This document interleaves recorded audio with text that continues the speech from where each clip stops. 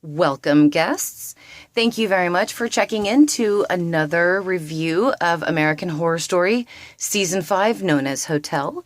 This is for Episode 6, and it's titled Room 33. We finally get to find out what is inside Room 33. So I don't want to spoil it for you. If you haven't watched the episode, I'd turn back if I were you. Okay, now that we're good. This episode was written by John J. Gray, and it was directed by Loni Peristere again. Yay! God, I hope I'm saying Lonnie's name right. If I'm not, and he or she watches this, I'm a laughing stock in the writer world. Excuse me. So, this episode was not as fast-paced as maybe episode 1, and 4 and 5, such as that. It was more of a, you have to listen to it to catch certain things, more explanations and backstory. So there were a lot of things that happened this week. Another connection was made to Murder House, not Margaret. This episode takes place, excuse me, at the beginning of the episode, we see that in 1926, Margaret Gibson has referred the Countess to none other than Murder House's abortion doctor, Dr. Charles Montgomery. I apologize. She goes there because she says she's 3 weeks pregnant. Now, between you and me, I personally think she's there for an abortion, even though she doesn't say it. Now, she is in vampire mode already. She has been made into a vampire. And when the baby is born, it kills the nurse. And the doctor presents the baby to her as if it were just a normal baby. But we see that even though it's a boy, there is something wrong with it. The way it breathes and all that stuff, there's something majorly wrong with this little kid. So in this episode, pretty much, the Countess is gone, and we know that the baby that she gave birth to in the beginning of this episode is the one who occupies room 33. It's still in baby form. I mean, it's never aged since 1926. So it is a little baby, and Alex is supposed to take care of it because she is the governess. Now, okay, all the stories intersect together. So I'm going to try to explain this to you so that way it doesn't spoil everyone's endings. Excuse me. Liz is having a relationship with Tristan. They are in love. Yeah. Now, they say they're not gay. Liz is a girl.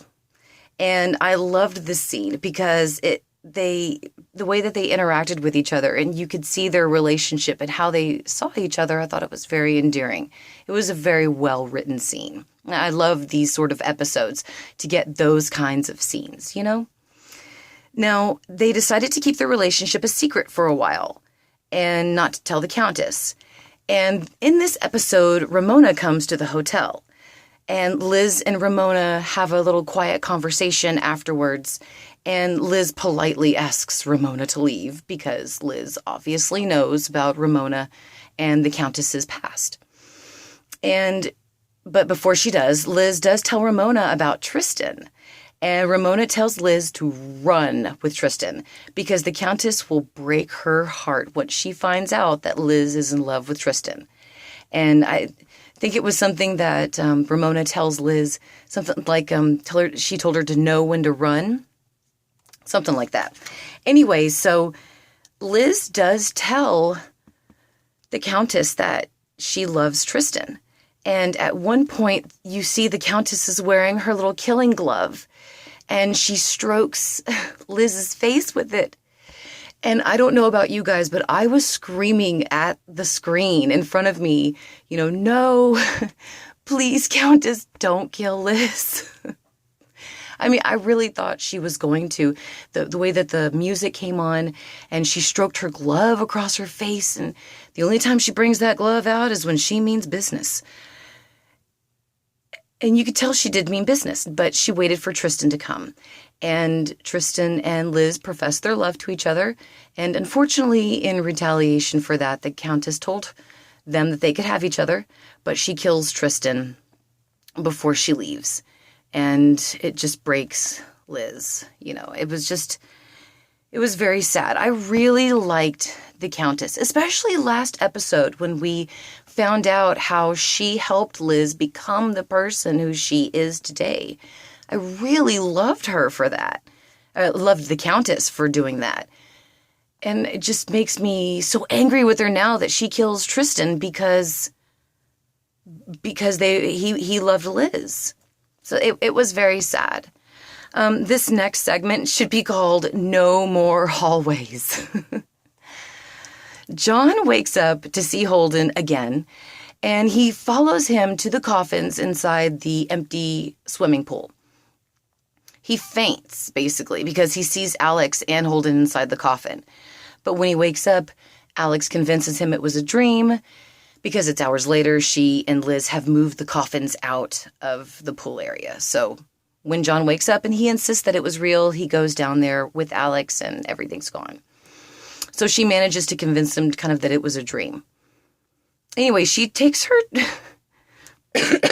I apologize, excuse me. I'm just coming back from a cold and I'm still a little raspy. I put a note in here that made me laugh in my notes.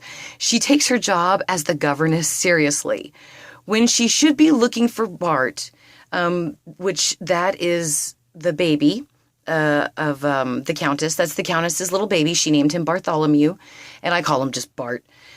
The Countess is gone this episode to Paris with Will Drake and his son. So the governess, Alex, is supposed to be watching all of the children, and that includes Bart. So Bart is gone at one point, and I'll tell you why in just a minute. And it's imperative that he's found because it's just a little baby.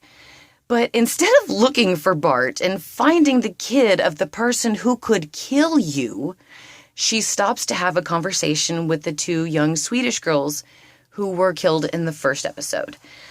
And I gotta say, I mean, hello. So the girls can't find a purpose, and they have killed one of the guests of the hotel, a man, just to stop wandering the halls. So Alex tells them they don't have to kill. They can drive people crazy instead. That's more fun than killing people. So she tells them that she has a certain person in mind that they should start messing with first, and tells them to go to John. And they do. Now, John, before this happens, forces his way into a crime scene. The Ten Commandments killer has struck. Later, afterwards, he's depressed and he gets drunk. He flips out on Liz because she's trying to help him get back into his room, and he just acts like a dick to her. And the two girls, the two Swedish girls come out while he's hallucinating. So they make it look like he has had sex with them in their blood. It's a massive menstruation problem on this episode. He just freaks out. And it's funny, he runs naked. He runs naked downstairs to the lobby. I don't understand why, when something major happens, John's first reaction is to go downstairs into the lobby. He did the same thing when Eileen attacked him in his room in The Devil's Night. I don't understand. This man likes to go down to the lobby a lot. Teach his own. So he goes downstairs and he's naked and bathed in blood. And Liz is just, there reading a book, and she says something like, I can see that. What does she say? Looks like that breakdown is going well. Thought that was funny. But she didn't win for the one-liner. I'll get to that in a minute.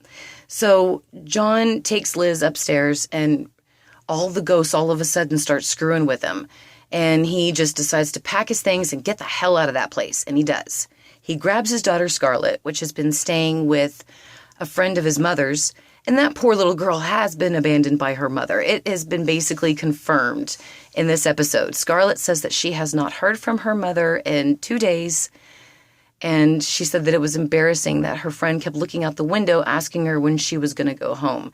And she'd been there for days and her mother never picked up her phone. So it is confirmation, basically, that Alex has abandoned Scarlett for Holden and her job as the governess. That's really sad. Okay, so I think it's imperative real quick that we realize that the Countess is banging Will Drake. That's a very funny note because in the beginning of this episode,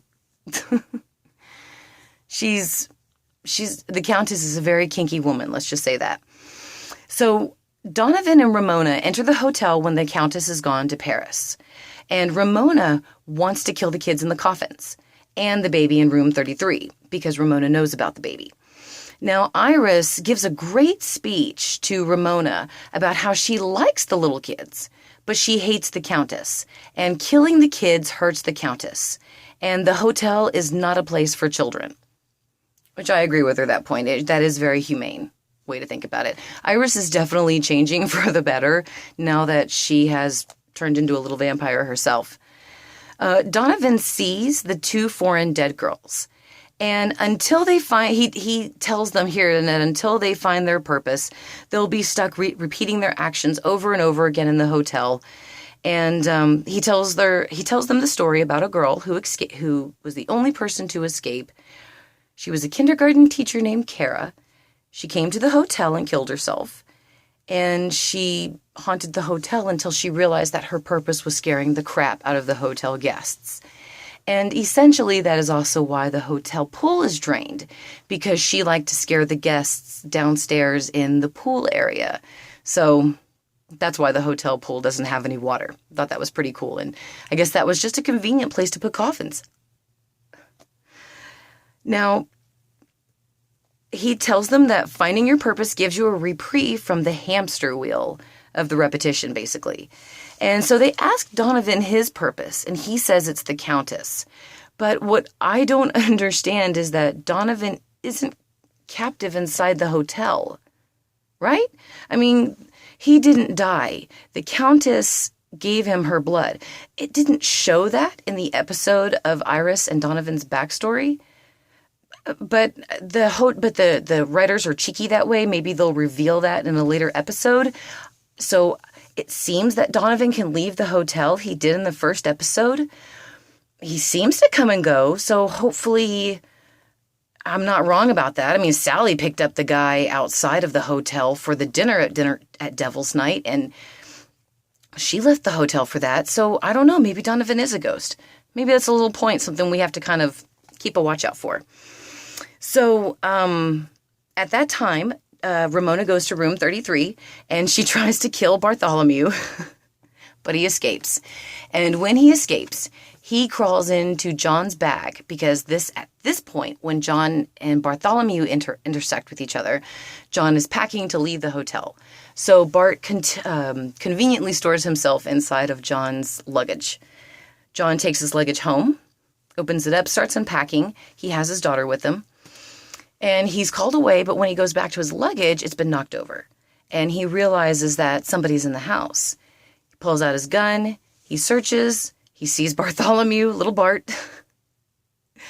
And little Bart runs after him, and John shoots at him. It scares the crap out of Scarlett, because she didn't know anything was wrong. And she thinks that basically now her dad is crazy. Which I feel so bad for this little kid, Scarlett. I mean, this little girl has been abandoned by her mother. Her brother was taken, and her father is basically going insane. I feel very bad for her. Excuse me again. She does have a tough life right now. That poor kid. So John shoots Bart, but he doesn't kill Bart. It crawls away, and Alex continues to drive John crazy. She shows up after John shoots little Bart. His partner shows up, and so does Alex. And Alex convinces him that it wasn't real. But she hears little Bart in the bushes. So after John gets angry at her because she's going to go back to the hotel and she's trying to lie about it, he slams the door in her face. So she goes to the bushes and she finds Bart and picks him up and takes him home. And that's whenever the Countess comes home and she sees that little Bart is there. And, the Countess tells Alex, thank you. Thank you for saving my child. And Alex tells the Countess, thank you for saving mine. I don't know what the hell was up with that, because she didn't really save him, dude. She took your kid. She made your life like living hell. Anyway, the one-liner award goes to Miss Evers this episode when she was outside after the kindergarten teacher, Kara, killed herself. She came up to the door and put a do not disturb sign on it. And she said, and I quote, "I love the bouquet of rotting flesh." Miss Evers. That lady rocks. And one last thing, guys. When Liz went to the Countess to tell her about Tristan, the Countess says, well, would you like to change fully into a woman? Because if you do, I'll pay for your surgery. Lady, you need to invest your money into your kids' video game systems. They are playing old school Tetris in 2015. It's almost 2016. It should be criminal to have anything under a PlayStation in your house. I mean, yeah, if you have Atari and Sega Genesis, that's great. But get your kid a brand new system, especially if you have money. There's no excuse for that. Brush Holden's hair and buy him a better video game system. You're disappointing me right now, Countess. You're disappointing me. Thank you, everyone, for watching my review. Again, I know it was long, but so many things happened, and it was an awesome episode. If you liked it, please help me out. Hit the like button, hit subscribe, share it with your friends, comment below, and thank you very much again for watching. I will be posting again in regards to another review.